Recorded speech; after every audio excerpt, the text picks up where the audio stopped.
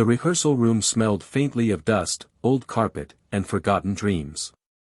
The walls were stained with the years of countless performers who had come and gone, leaving only echoes behind. For the 5 of them, Amira, Luca, James, Sophia, and Daniel, it was both a sanctuary and a battlefield. They had met not through auditions, but through life's accidents. Amira had been singing at a train station, her operatic notes cutting through the chaos of commuters. Luca, a struggling jazz vocalist, stopped in his tracks, listening as if his lungs had been pulled out of him by her voice. James, who once dreamed of being a conductor before life forced him into warehouse shifts, happened to be there too, his hands unconsciously moving in the air like a maestro guiding her invisible orchestra. Sophia was recording street performers for her small YouTube channel, and Daniel, who had all but abandoned his cello after his father's death, was drawn to the haunting echo of harmony. That night, after introductions that felt less like chance and more like destiny, they sang together in the echoing halls of the station. What came out was something none of them had expected, 5 voices blending so seamlessly that they created the illusion of instruments, violins, trumpets, percussion, and a soaring string section. People passing by stopped, some with tears in their eyes, some pulling out their phones to record, others just closing their eyes to absorb the miracle of sound. "It's like, you're an orchestra," one old man whispered, clutching his chest as if afraid his heart might burst. That was the seed. But seeds take time to grow, and for months they practiced in secret. Not in studios they couldn't afford, but in abandoned churches, under bridges, in parking lots at night where the acoustics bounced against concrete. They worked at blending, not just notes but souls. Every rehearsal was both a triumph and a fight. Amira's stubborn perfectionism clashed with Luca's improvisational spirit. James struggled to believe he had a place without an instrument in his hands. Sophia, soft-spoken but precise, often mediated when tempers rose. Daniel carried silence in his chest, a silence that sometimes weighed heavier than words, but when he sang, it was like a cello's deep resonance had found its human form. Their lives outside the music were not easy. Luca delivered pizzas to make rent. Sophia cleaned offices at night. James stacked boxes in a freezing warehouse.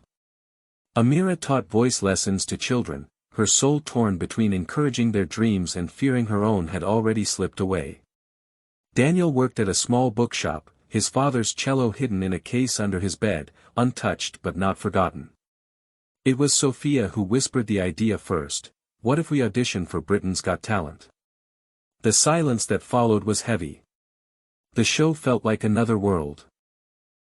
One of lights, cameras, judgment, and expectations. "We're not ready," Amira said quickly, almost protectively. "They'll laugh at us.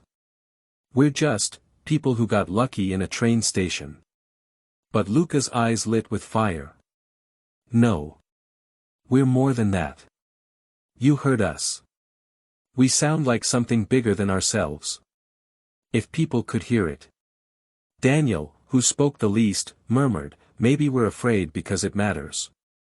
And so, they decided. The weeks before the audition were brutal. They rehearsed until their throats burned, until Sophia's voice cracked, until James collapsed into a chair with his head in his hands whispering, "It's not good enough, not yet." Amira drove them harder, her perfectionism a double-edged sword that nearly tore them apart. But every time they considered quitting, one of them would remember that night in the train station. The old man's trembling words, "You're an orchestra." The day of the audition arrived like a storm. They stood backstage at the London Palladium, surrounded by jugglers, magicians, dancers, comedians, acts filled with glitter and nerves. Compared to them, the 5 of them looked ordinary. No costumes, no gimmicks. Just plain clothes, clasped hands, and eyes filled with fear and hope. When their name was called, "Please welcome to the stage, Harmonia," their legs felt like lead. The stage was blinding, the judges impossibly real. Simon's sharp eyes scanned them like a hawk. Amanda smiled warmly, though it only half penetrated their nerves. Alicia leaned forward curiously, and Bruno practically vibrated with theatrical energy. "And who are you?" Simon asked. Amira stepped forward, her voice trembling but steady enough. "We're Harmonia. We're a vocal group." Simon raised an eyebrow. "There are many vocal groups. What makes you different?" Silence. A silence that stretched too long, until Luca finally said, "We sound like more than just 5 voices. We sound like an orchestra." Simon tilted his head, skeptical.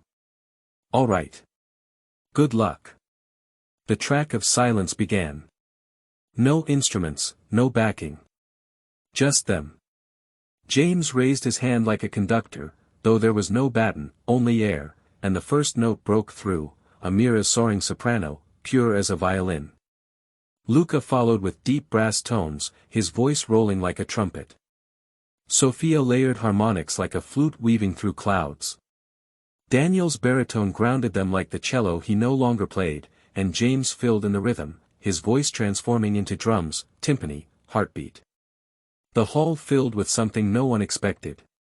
Not just harmony, but symphony. Gasps echoed through the audience. The judges' faces shifted from polite smiles to wide-eyed astonishment. People rose from their seats, phones forgotten, mouths open.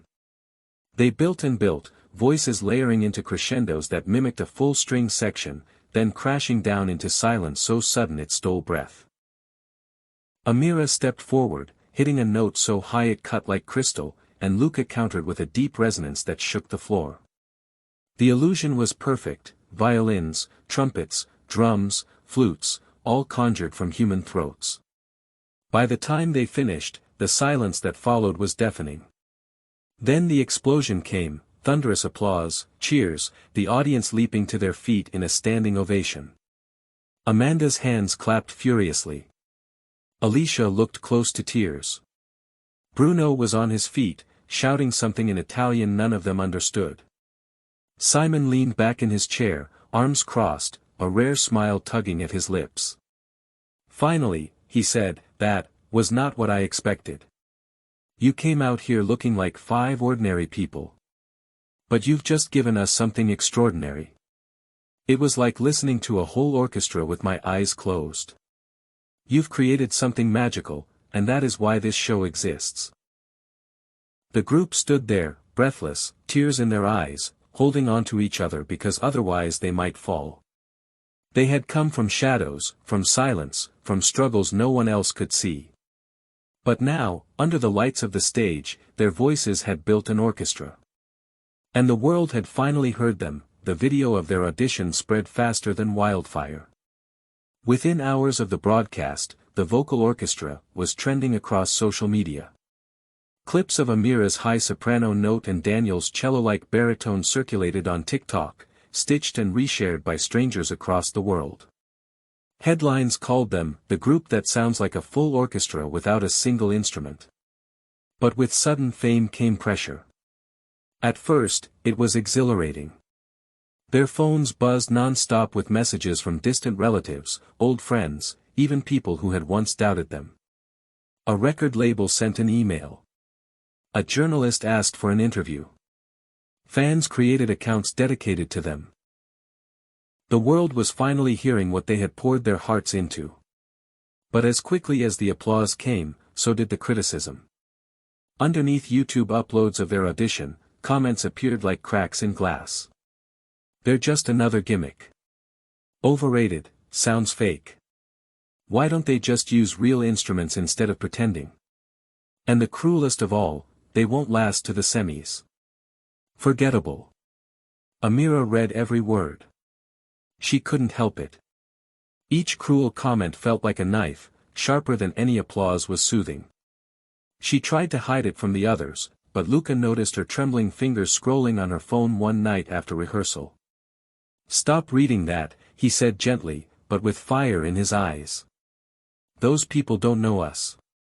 They don't see the hours we bleed into this." Amira shook her head, her voice breaking. "What if they're right? What if Simon only liked us because it was a surprise, and now we're nothing?" Daniel, who had been silent in the corner, spoke up. His deep, quiet voice carried weight. An orchestra is not made in one song. We're just beginning. Still, doubts crept into all of them. Sophia worried her harmonies were too soft, that she'd be drowned out on a bigger stage. James feared his conducting gestures, the silent heartbeat of their unity, looked ridiculous to the audience. Luca masked his insecurities with jokes, but when he thought no one was looking, his smile slipped. The weeks leading to the semi-finals were harder than the first.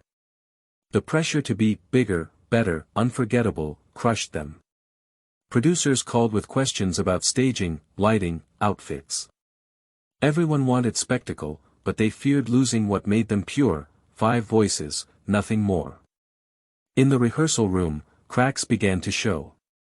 "You're off tempo again." Amira snapped at James after a late entry. James slammed his hand against the chair. "I'm not off tempo, you're rushing." Luca stepped between them, his hands raised. "Stop, both of you. We can't fight now." Sophia's voice shook. "If we're falling apart in here, how will we survive out there?"